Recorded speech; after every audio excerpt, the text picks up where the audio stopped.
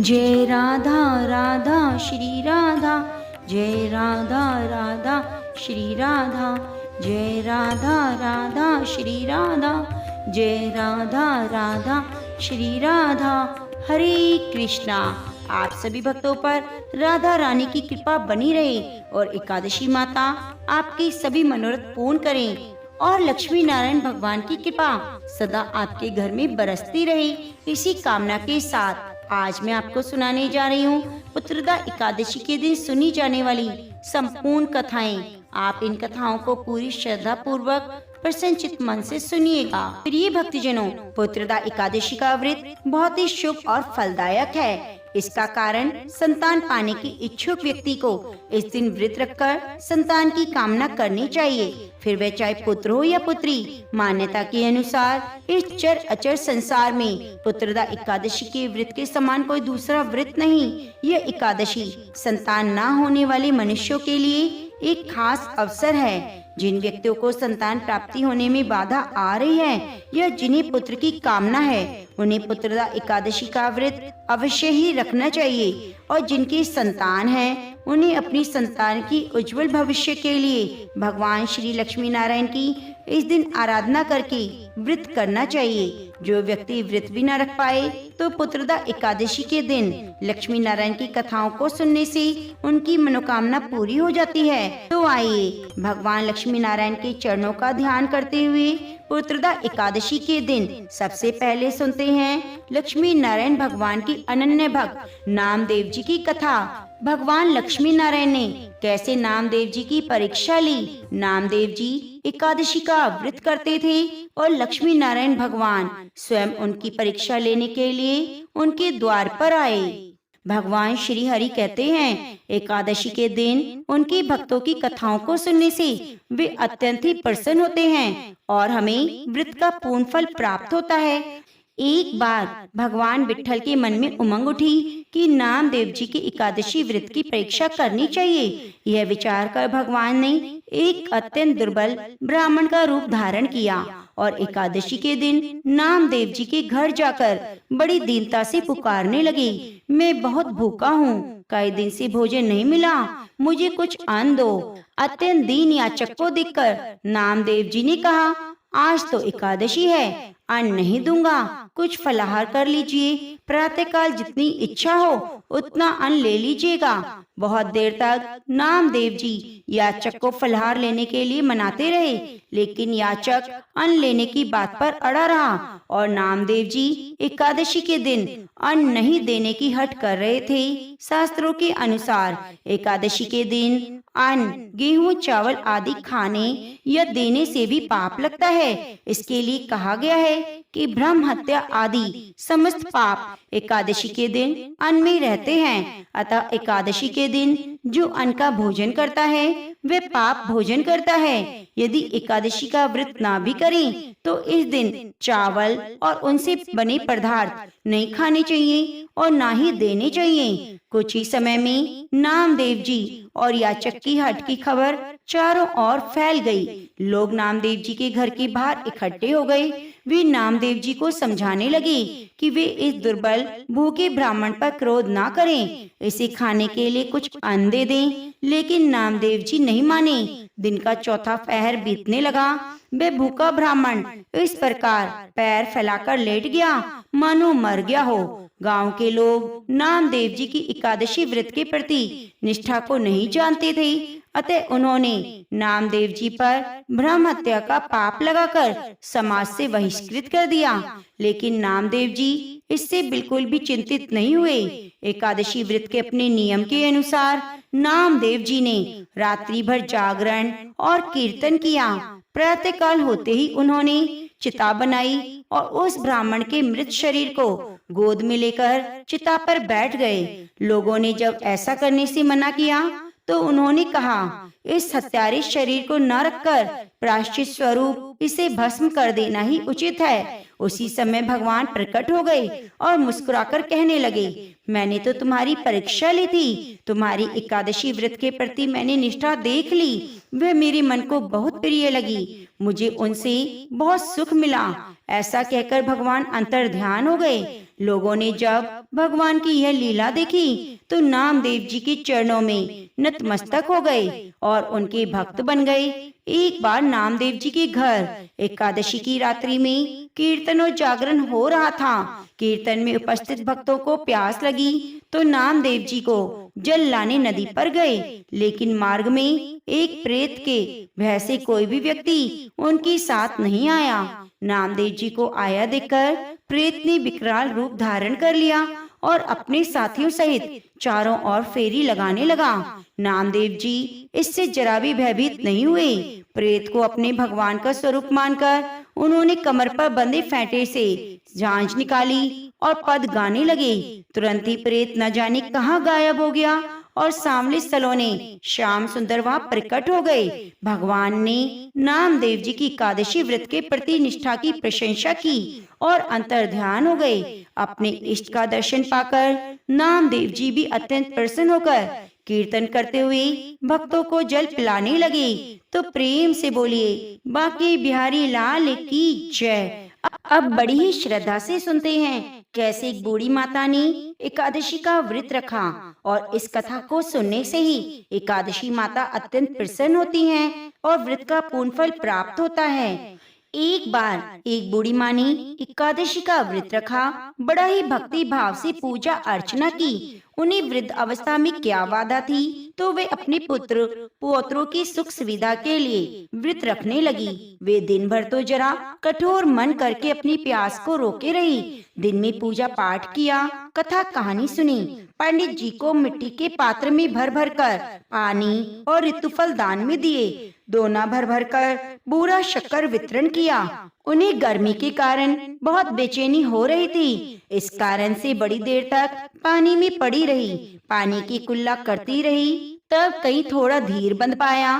धूप तो तेज पड़ रही थी, इस कारण बार बार मुंह भी सूख रहा था। बूढ़ी माँ बहुत बेचैन हो रही थी। एक बुढ़ापा, दूसरा भयंकर गर्मी। वृद्ध अवस्था की स्थिति तो कुछ दूसरी होती है। जैसे जैसे रोध होकर दिन कट गया, अब पहाड़ सी काली रात सामने थी। उसका कटना बड़ा ही कठिन दिखाई दे रहा था। खटिया पर पड़े शांति नहीं मिल रही थी, बार बार करवट बदल रही थी। अनेक बार वे बाहर जाती फिर भीतर आती, उनके घर के अंदर शांति नहीं थी। वे पड़ी पड़ी एकादशी माता का स्मरण करती रही, कहती रही, हे माता, आप मेरी लाज रखिएगा, आप ही मुझे शक्ति दीजिएगा जिससे मैं भली भांति आपका व्रत रख सकूं। ये पहाड़ सी रात शांति पूर्वक व्यतीत हो सके।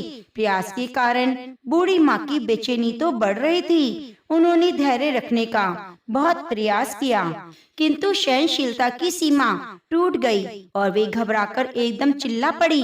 बोली, बचाओ बचाओ। अम्मा का चिल्लाना सुनकर परिवार भर के नर नारी, बच्चे, पड़ोसी एकत्रित होकर बूढ़ी अम्मा की खटिया के समीप पहुंच गए। सबने पूछा, अम्मा जी, आपको क्या हुआ? आप क्यों चिल्ला रही हैं? आप इस वृद्ध अवस्था में यह कठिन व्रत क्यों करती हैं? अम्मा जी, शक्ति से ही भक्ति होती है। थोड़ी ही देर में वे फिर से बोली, अरे हमारे तो प्राण निकले जा रहे हैं, मेरी छाती पर ठंडे पानी का घड़ा रख दो। नातियों ने दादी की छाती पर ठंडे पानी का पात्र रख दिया, तब कहीं उन्हें थोड़ा आराम मिला। थोड़ी देर बाद उन्होंने अपनी आंखें बंद कर ली। एकादशी माता ने सोचा, ये बूढ़ी अम्मा है, बहुत कठोर, जरा जाकर इसकी परीक्षा लूं। वे आधी रात को मुर्गा बनकर टेर लगाने लगी। मुर्गे की आवाज सुनकर दादी माँ जल्दी से उठी। बाहर जाकर आसमान देखा, किंतु आसमान में कहीं भी प्रातःकालीन तारा दिखाई नहीं दिया। वह सोचने लगी, यह मुर्गा क्यों और कैसे बोल गया? उन्हें प्यास तो लग रही थी। थोड़ा उनका मन भी विचलित होने लगा, किंतु अंत में उन्होंने निश्चय किया, अब मैं इस व्रत को पूर्ण करके ही छोड़ूंगी, चाहे मेरे प्राण निकल जाएं। यह सोचकर वे फिर से खटिया पर स्थिर होकर लेट गई। थोड़ी ही देर में एकादशी माता ने उनकी फिर से परीक्षा लेनी चाहिए। एक छोटी सी बालिका एक गिलास में शरबत लेकर उनके सिरहाने खड़ी हो गई और जोर से बोली, दादी जी, सवेरा हो गया, हाथ मुंह धो लो, शरबत पी लो। पहले तो शरबत का गिलास देखकर उसका मन ललचा गया, किंतु अचानक व्रत का स्मरण हो आया। उन्होंने सोचा, मैं किसी भी प्रकार से अभी शरबत नहीं पी सकती। वे शांति पूर्वक खटिया पर लेट गई।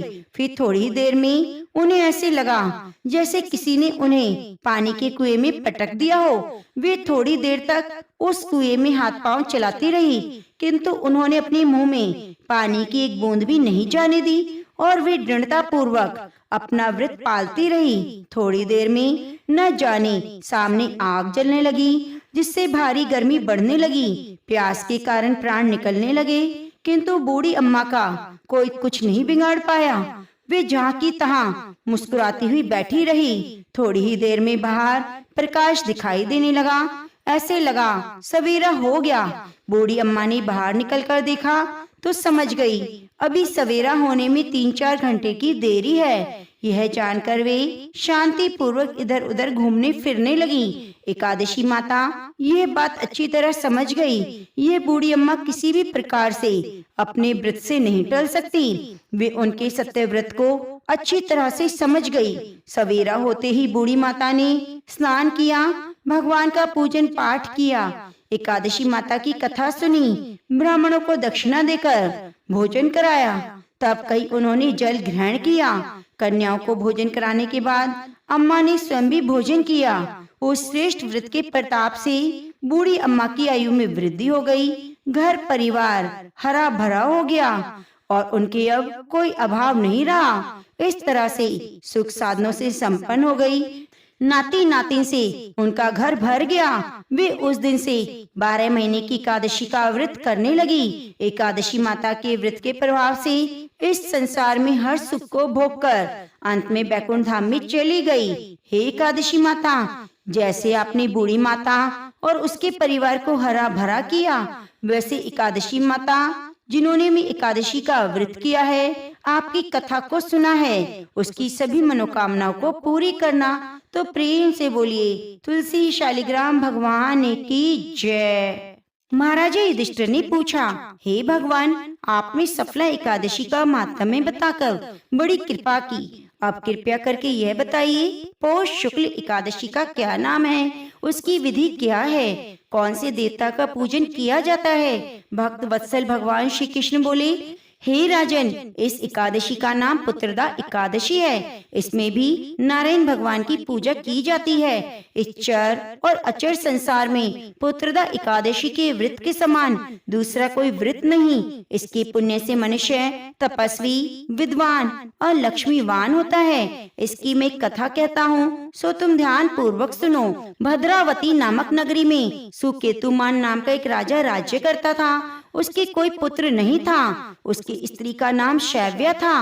वह निपुत्री होने के कारण सदैव चिंतित रहा करती। राजा के पितर भी रो रो कर पिंड लिया करते और सोचा करते, इसके बाद हमको कौन पिंड देगा। राजा को भाई, बांधव, धन, हाथी, घोड़े, राज्य और मंत्री, इन सब में से संतुष्ट नहीं होता। वह सदैव यही विचार करता कि मेरे मरने के बाद मुझको कौन पिंड दान करेगा। बिना पुत्र के पितरों और देवताओं का ऋण मैं कैसे चुका सकूंगा। जिस घर में पुत्र ना हो, उस घर में सदैव अंधेरा ही रहता है। इसलिए पुत्र उत्पत्ति के लिए प्रयत्न किया जाना चाहिए। जिस मनुष्य ने पुत्र का मुख देखा है, वह धन्य है। उसको इस लोक में यश और परलोक में शांति मिलती है, अर्थात उसके दोनों लोक सुधर जाते हैं। पूर्व जन्म के कर्म से ही इस जन्म में पुत्र, धन आदि प्राप्त होता है। राजा इस प्रकार रात दिन चिंता में लगा रहता। एक समय तो राजा ने अपने शरीर को त्याग देने का निश्चय किया, परंतु आत्मघात को महान पाप समझकर उसने ऐसा नहीं किया। एक दिन राजा ऐसा ही विचार करता हुआ अपने घोड़े पर चढ़कर वन को चल दिया। पक्षियों और वृक्षों को देखने लगा। उसने देखा कि वन में मृग, व्याघ्र, सुअर, सिंह, बंदर, सर्प आदि सभी भ्रमण कर रहे हैं। हाथी अपने बच्चों और हत्तियों के बीच घूम रहे हैं। इस वन में कहीं तो गीदड़ अपने कर्कश स्वर में बोल रहे हैं, तो कहीं उल्लू ध्वनि कर रहे हैं। वन के दृश्यों को देखकर राजा सोच विचार करने लग गया। इसी प्रकार आधा दिन बीत गया। वह सोचने लगा, मैंने कई यज्ञ किए, ब्राह्मण को स्वादिष्ट भोजन कराए, फिर भी मुझको दुख प्राप्त हुआ। राजा प्यास के मारे अत्यंत दुखी हो गया और पानी की तलाश में इधर उधर फिरने लगा। थोड़ी ही दूर पर राजा ने एक सरोवर देखा। उस सरोवर में कमल खिले थे। सारस, हंस, मगरमच्छ आदि विहार कर रहे थे। उस सरोवर के चारों तरफ मुनियों के आश्रम बने हुए थे। उसी समय राजा के दाहिने अंग फड़कने लगे। राजा शुभ शकुन समझकर घोड़े से उतरकर मुनियों को दंडवत प्रणाम करके बैठ गया।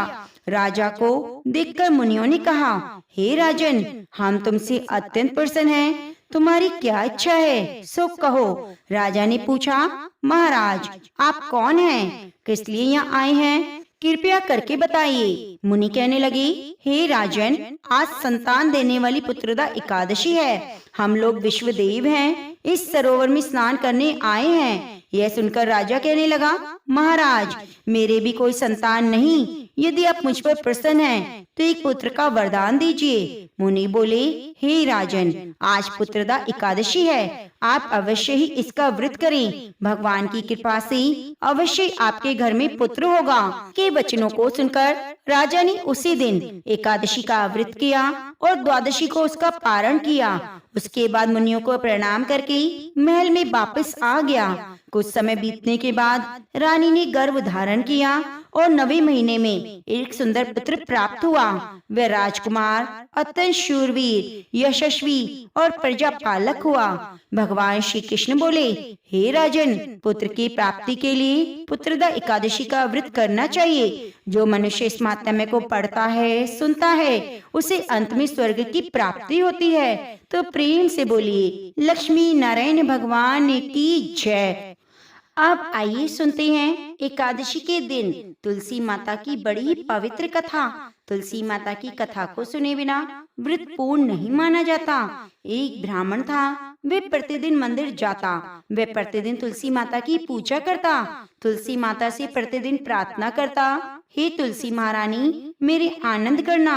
तुलसी माता ने सोचा, ये ब्राह्मण तो बहुत सीधा है, गरीब है, प्रतिदिन मेरी पूजा करता है, मैं इसके कुछ ना कुछ करना चाहती हूँ। तो तुलसी महारानी एक कन्या का रूप बनाकर बैठ गई और ब्राह्मण को बोला, ब्राह्मण, मैं भी तेरे घर आना चाहती हूँ। ब्राह्मण ने सोचा, 6 लड़कियां तो मेरे पहले हैं, 7 लड़कियों को मैं कैसे पालन पोषण करूँगा? लड़कियों की शादी कैसे कराऊंगा? मेरे पास तो कुछ भी नहीं। यह वह विचार करके वे बहुत परेशान रहने लगा। उसको खाना भी नहीं भाता। उसकी औरत ने कहा, क्या बात है, आजकल बहुत दुखी रहने लगी। तो इस पर ब्राह्मण बोला, मैं मंदिर जाता हूँ, वहाँ एक छोटी सी सुंदर कन्या बैठी है। वह कहती है, ब्राह्मण, मैं आपके घर आऊँ? उसकी पत्नी बोली, अरे इसमें परेशान होने की क्या बात है, आ रही है तो आने दो। ब्राह्मण बोला, पहले से अपने 6 लड़कियां हैं, उनकी भी तो शादी करानी है। इस पर ब्राह्मणी बोली, अरे ये तो कोई बात नहीं हुई, अपनी 6 लड़कियों की शादी कराएंगे तो 7वीं की भी करा देंगे। आप 7 लड़कियों की शादी साथ में करवा देंगे। अगले दिन जब ब्राह्मण मंदिर गया तो छोटी कन्या ने पूछा, ब्राह्मण, मैं आपके घर आऊं? तो ब्राह्मण बोला, हाँ चल बेटा चल। उनको वह घर लेकर आ गया, तुलसी माता की कन्या के रूप में ब्राह्मण के घर में रहने लगी। ब्राह्मण के बहुत आनंद हो गया। घर में लक्ष्मी की बारिश होने लगी। जब ब्राह्मण 7 कन्याओं की शादी के लिए वर ढूंढने लगे तो छोटी कन्या ने कहा, मेरे तो शालिग्राम जी के मंदिर में जाकर शालिग्राम जी को बोलकर आना, बारात लेकर आए और मेरी 6 बहनों से उनकी इच्छा अनुसार वर ढूंढ लेना। तुलसी महारानी की मेहरबानी से उसके सब जेवर कपड़ा हो गया, सब भोजन बनकर तैयार हो गया। धूमधाम से सबकी शादी हो गई और अच्छी धूमधाम से सबकी शादी हो गई। उस ब्राह्मण की तुलसी माता टूटमान हुई। हम भी तुलसी माता से प्रार्थना करते हैं, हे तुलसी माता, जिसे अपने ब्राह्मण की टूटमान हुई, बस इस कथा कहानी को कहने सुनने वाले, हुंकारा भरने वाले सभी पर अपनी कृपा बनाए रखना। एक बार नारद मुनि ने पृथ्वी लोक पर राधा नाम की महिमा सुनी और सुना कि वह कृष्ण की सबसे बड़ी भक्त है। नारद जी को लगता था कि वह श्री हरि के सबसे बड़े भक्त हैं। अपने मन की शंका का निवारण करने के लिए नारद जी श्री कृष्ण के पास गए। भगवान श्री कृष्ण तो अंतर्यामी हैं, वे समझ गए कि नारद जी के मन में क्या शंका चल रही है। श्री कृष्ण ने सोचा नारद जी को राधा रानी के प्रेम और भक्ति का अनुभव कराना ही पड़ेगा। जब नारद जी श्री कृष्ण जी के पास आए तो श्री कृष्ण अपना सिर पकड़कर बैठे थे। नारद जी ने श्री कृष्ण से पूछा, प्रभु आपको क्या हुआ? तब कृष्ण भगवान कहने लगे, नारद जी मेरे सिर में तो बहुत दर्द है। नारद जी ने पूछा, हे प्रभु आपके इस दर्द का निवारण कैसे होगा? तब भगवान बोले, अगर कोई मेरा सच्चा भक्त अपने चरणों को धोकर उसका चरणामृत मुझे पिला दे तो मेरे सिर का दर्द ठीक हो जाएगा। नारद जी सोचने लगे, मैं श्री हरि का सच्चा भक्त हूँ, लेकिन श्री कृष्ण को अपने चरणों का चरणामृत पिलाने से मुझे नरक तुल्य पाप लगेगा, इसलिए ऐसा पाप मैं अपने सिर नहीं ले सकता। नारद जी ने रुक्मणी से और बाकी रानियों से इस समस्या को सुनाया, लेकिन कोई भी इस पाप को अपने सिर लेने को तैयार ना हुई। इस पाप को अपने सिर पर लेने को तैयार नहीं हुई। नारद जी को राधा रानी की याद आई कि वह भी तो कृष्ण भगवान की सच्ची भक्त है। नारद जी ने जाकर सारा प्रसंग राधा रानी को सुनाया। राधा रानी ने उसी समय एक बर्तन में जल लेकर अपने चरणों को धोकर वह जल नारद जी को दे दिया और कहा, जल्दी से जाकर इसे श्री कृष्ण को दे दो। राधा रानी नारद जी से कहने लगी, मैं जानती हूँ कि इस बात के लिए मुझे नरक तुल्य पाप लगेगा। राधा रानी आगे बोली नारद जी से कि श्री कृष्ण के दर्द के निवारण के लिए मैं कोई भी पाप अपने सिर पर लेने को तैयार हूँ। नारद जी श्री कृष्ण के पास गए तो श्री कृष्ण मंद मंद मुस्कुरा रहे थे। अब तक तो नारद जी समझ गए कि राधा रानी श्री कृष्ण से निश्चल प्रेम करती है और उनकी सबसे बड़ी भक्त है। श्री कृष्ण ने यह सारी लीला मुझे एहसास कराने के लिए रची, तो प्रेम से बोलिए राधा कृष्ण भगवान की जय।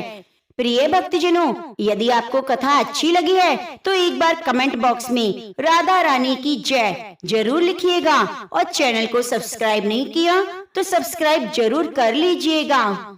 एक बार भगवान श्री हरि विष्णु माता लक्ष्मी जी के साथ हरिद्वार में घूम रहे थे। माता लक्ष्मी ने देखा सारे मनुष्य गंगा में नहा नहा कर हर हर गंगे कहते जा रहे हैं, परंतु सभी लोग दुखी और परेशान हैं। तब माता लक्ष्मी ने बहुत ही आश्चर्य से भगवान विष्णु से पूछा, हे स्वामी, गंगा में इतनी बार स्नान करने पर भी इनके पाप और दुखों का नाश क्यों नहीं हुआ? क्या गंगा में अब सत्यता नहीं रही? भगवान विष्णु बोले, गंगा में तो वही सामर्थ्य है, परंतु इन लोगों ने पाप नाशनी गंगा में स्नान किया ही नहीं, फिर इन्हें लाभ कैसे मिलेगा? माता लक्ष्मी ने आश्चर्य से कहा कि गंगा स्नान कैसे नहीं किया? सभी तो हमारे सामने नहा नहा कर आ रहे हैं, अभी तक तो इनके शरीर भी नहीं सूखे। भगवान विष्णु ने कहा, यह लोग तो केवल जल में डुबकी लगाकर आ रहे हैं, मैं तुम्हें कल इसका रहस्य समझाऊंगा। दूसरे दिन बहुत जोर से बारिश होने लगी, सारी गलियां कीचड़ से भर गई। एक चौड़े रास्ते में एक बहुत बड़ा सा गड्ढा था, चारों ओर कीचड़ भरी हुई थी। भगवान विष्णु ने लीला रची, वे स्वयं एक बूढ़े आदमी का रूप धारण करके उस गड्ढे में जा गिरे। लक्ष्मी जी को उन्होंने समझाकर पास बिठा दिया कि देखो, तुम लोगों को सुना सुना कर यूं पुकारती रहो कि मेरे बूढ़े पति अचानक गड्ढे में गिर गए हैं, कोई पुण्य आत्मा इनको बाहर निकालकर इनके प्राण बचाए और हम असहाय दंपति की सहायता करें। भगवान विष्णु ने यह भी समझा दिया कि जब कोई व्यक्ति गड्ढे में से मुझे बाहर निकालने को तैयार हो, तब इतना कह देना कि मेरे पति सर्वथा निष्पाप है, इन्हें वही व्यक्ति छुए जो खुद भी निष्पाप हो। यदि आप निष्पाप हैं तो इनको हाथ लगाएं, नहीं तो उनके हाथ लगाते ही आप स्वयं भस्म हो जाएंगे। लक्ष्मी जी तथास्तु कहकर गड्ढे के किनारे बैठ गई और आने जाने वालों को सुना सुनाकर भगवान विष्णु की सिखाई हुई बातें कहने लगी। गंगा में नहा नहाकर लोगों के झुंड आ रहे थे और सुंदर युवती को यूं बैठी देखकर कुछ लोगों के मन में तो पाप आया और कुछ लोगों को धर्म का भय हुआ। कुछ लोग कानून से डरे और कुछ लोगों ने लक्ष्मी जी को यह कह दिया मरने दो इस बुड्ढे को, क्यों इसके लिए रोती हो। और कुछ दयालु चरित्रवान पुरुषों ने उस युवती के पति को बाहर निकालना तो चाहा, परंतु लक्ष्मी जी के वचन सुनकर वे रुक गए। सोचा हम गंगा में नहाकर तो आए हैं, तो क्या हुआ, हम पापी तो हैं ही, कहीं हम सहायता करते समय भस्म ना हो जाएं। उनके पास कई व्यक्ति आए परंतु किसी का साहस नहीं हुआ। सैकड़ों आए, सैकड़ों ने पूछा और चले गए। संध्या का समय हो चला, तब भगवान विष्णु ने माता लक्ष्मी से कहा, देखा आया कोई सच्चे मन से गंगा नहाने वाला। तब थोड़ी देर बाद एक नवयुवक हाथ में एक लोटा लिए हुए हर हर गंगे कहता हुआ आया। लक्ष्मी जी ने उसे भी यही बात कही। उस युवक का हृदय करुणा से भर आया और उसने भगवान विष्णु को बाहर निकालने की तैयारी की। लक्ष्मी जी ने उसे रोककर कहा, भाई यदि तुम सर्वथा निष्पाप नहीं हो तो मेरे पति को छूते ही भस्म हो जाओगे। उसने उस समय बिना किसी संकोच किए लक्ष्मी जी से कहा, माता मेरे निष्पाप होने से तुम्हें संदेह क्यों हो रहा है? देखती नहीं अभी मैं गंगा नहाकर आया हूँ, भला गंगा में नहाने के बाद भी क्या पाप रहते हैं? मैं अभी तुम्हारे पति को बाहर निकालता हूँ। युवक ने लपककर बूढ़े आदमी को उठा लिया। भगवान विष्णु और माता लक्ष्मी ने उसे अधिकारी समझकर अपने असली रूप में प्रकट होकर दर्शन देकर निहाल कर दिया। भगवान विष्णु ने माता लक्ष्मी से कहा, इतने सारे लोगों में केवल एक आदमी ही गंगा स्नान किया। इससे पता चलता है कि जो लोग बिना श्रद्धा और विश्वास के केवल दंभ के लिए गंगा स्नान करते हैं उन्हें वास्तविक फल प्राप्त नहीं होता। परंतु इसका मतलब यह नहीं कि गंगा स्नान व्यर्थ हो जाता है। गंगा स्नान का पुण्य पूर्ण है। गंगा आज भी उतनी ही सामर्थ्यवान है। तो प्रेम से बोलिए लक्ष्मी नारायण भगवान की जय। अब आइए सुनते हैं मोक्षदा एकादशी के दिन सुनी जाने वाली